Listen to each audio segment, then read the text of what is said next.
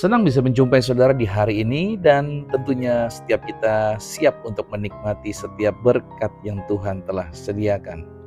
Nah, saudara dikasih Tuhan, saya tertarik untuk memberikan penjelasan mengenai kapitalisme. Bahwa kapitalisme berasal itu dari kata kapital atau modal dan akhirannya adalah isme, itu berarti paham atau aliran. Secara sederhana, bicara mengenai kapitalisme itu adalah sistem ekonomi yang memberikan kebebasan individu untuk memiliki modal, alat produksi, dan mencari keuntungan sebesar-besarnya melalui pasar bebas.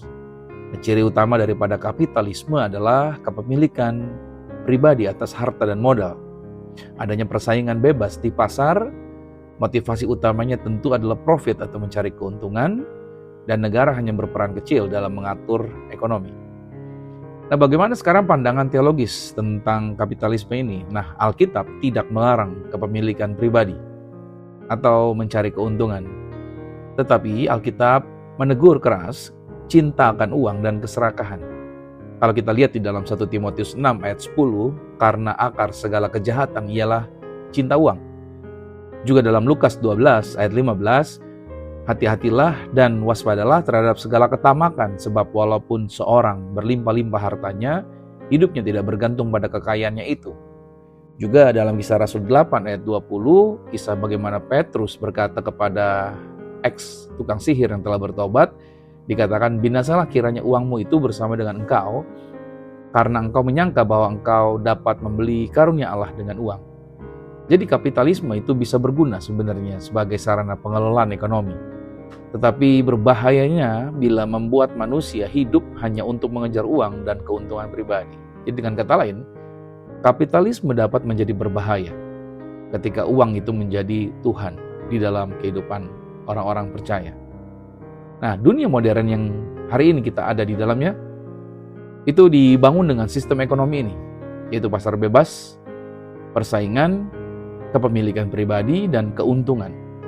Banyak kemajuan lahir dari kapitalisme, misalkan teknologi, pendidikan, bahkan kesehatan dengan berbagai macam penemuan-penemuan terbaru tentunya. Namun kapitalisme juga menyimpan bahaya besar, yaitu cinta akan uang. Karena Alkitab berkata, akar segala kejahatan ialah cinta uang. Nah, kapitalisme menjadi berbahaya ketika manusia menjadikan uang tadi sebagai Tuhannya mereka. Nah, bahaya daripada kapitalisme itu, kenapa disebut berbahaya? Pertama, kapitalisme itu menekankan tentang aku dan punyaku. Karena kapitalisme memuliakan tentang kepemilikan pribadi.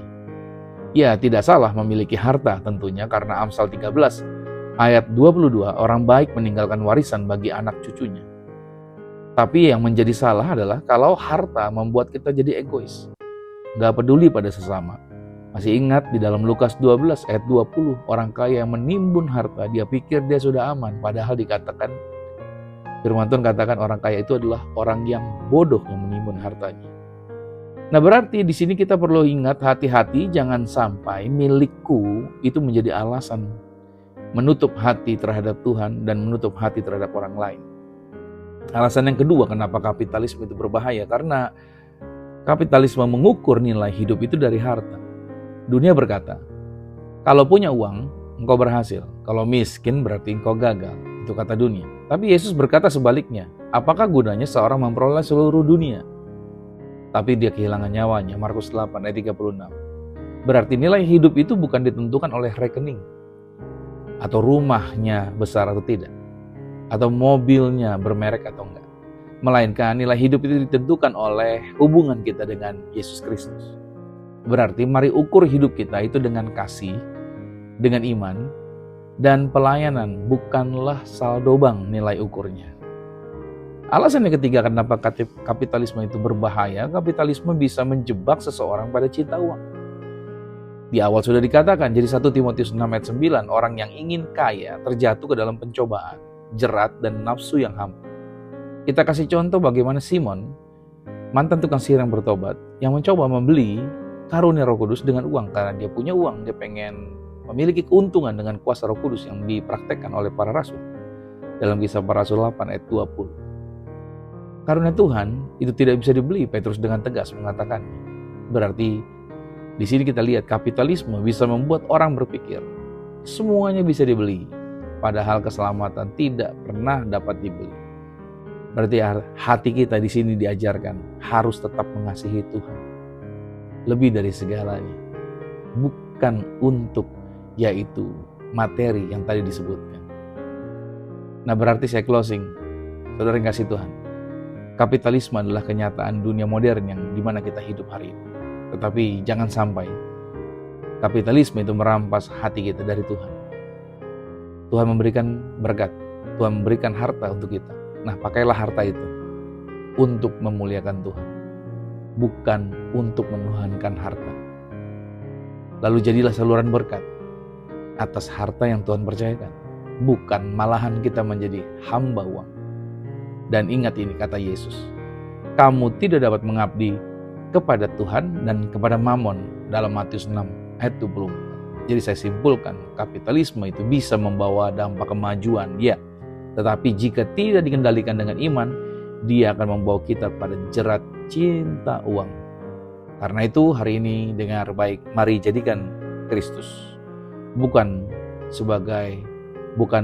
jadikan Kristus sebagai pusat kehidupan kita, maksud saya. Bukan uang yang jadi pusat kehidupan kita. Anda punya usaha hari ini, Anda bangun bisnis hari ini, Anda bekerja hari ini, segala aktivitas Anda, Tuhan tidak melarang Anda untuk memiliki harta.